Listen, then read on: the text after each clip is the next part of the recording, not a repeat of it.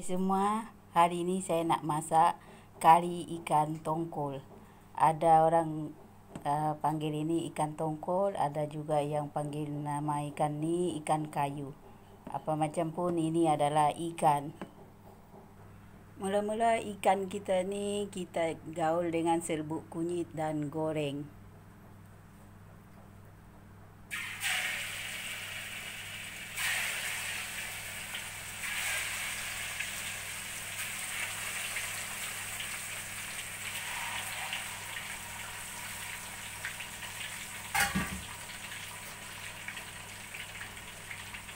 Kita goreng ikan kita separuh masak, tak perlu masak lama sangat.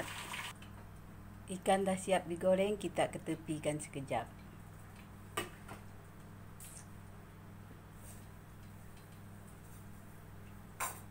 Lepas itu kita masukkan bahan tumis, bawang putih, bawang merah, halia. Saya sudah tumbuk hancur. 1 batang serai, daun kari, kuning hijau, tomato saya dah potong dadu,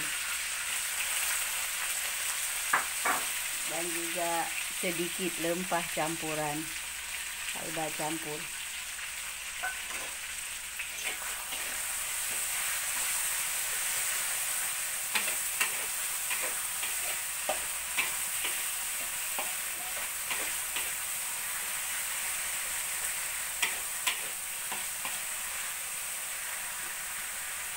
Masak dulu bahan tumisan kita sehingga dia betul-betul pecah minyak. Bahan tumisan kita dah layu, dah pecah minyak. Kita masukkan serbuk kari, serbuk ciri, dan juga sedikit serbuk kunyit saya dah campur. Saya guna serbuk kari ayam sama serbuk kari ikan saya campur. 2 sudu serbuk ciri, serbuk kari pula saya letak 4 sudu. Tumis bahan ni, tumis sampai dia betul-betul masak. Letak sedikit air, biar dia betul-betul mendidih, betul-betul pecah minyak. Bahan tumisan kita sudah masak, sudah pecah minyak. Kita masukkan pula sayur. Terung bulat 1 biji, sayur bendi dan tomato. Kita gaul.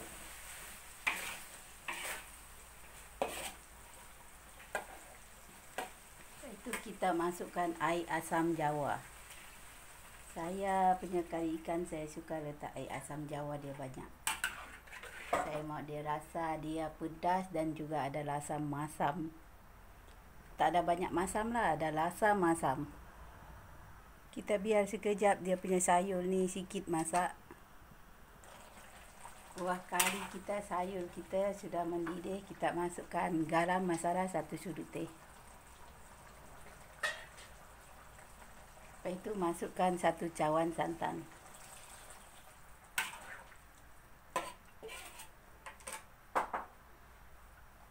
Excuse me.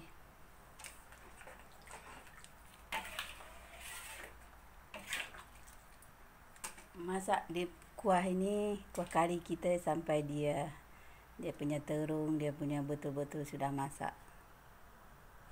Setelah beberapa minit, kita punya terung pun sudah mau masak.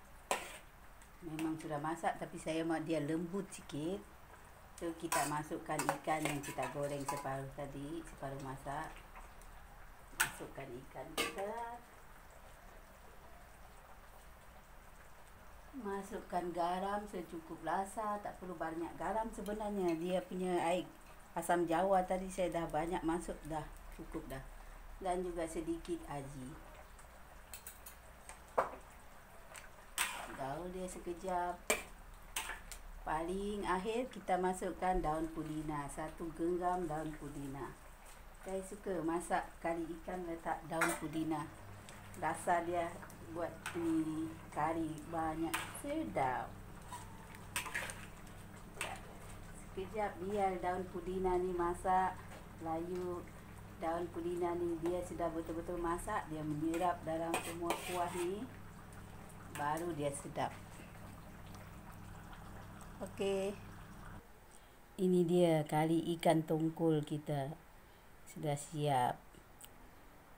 Kari ikan yang saya masak ni, saya letak daun pudina, memang lain daripada yang lain. Dan dia punya bahan kuah pula, saya lebihkan air asam jawa dan air dia memang kurang. Saya guna air untuk menumis bahan saja. Dan memang lain daripada yang lain. Ramai orang tak ada suka daun pudina kan? Tapi bila letak dalam kari ikan, memang rasa dia lain dari yang lain. You orang kena try ini masakan, kena try. Memang you orang akan suka. Daun pudina bila dah masak, dia tak ada rasa pun itu pudina tu. Dia tak rasa pudina. Kebanyakan orang daun pudina dia hanya letak dalam atas makanan sebagai hiasan. Sebab itu dia orang tak ada suka. Tapi kalau dimasak, betul-betul masak, dia akan rasa lain daripada yang lain. Okey. Terima kasih.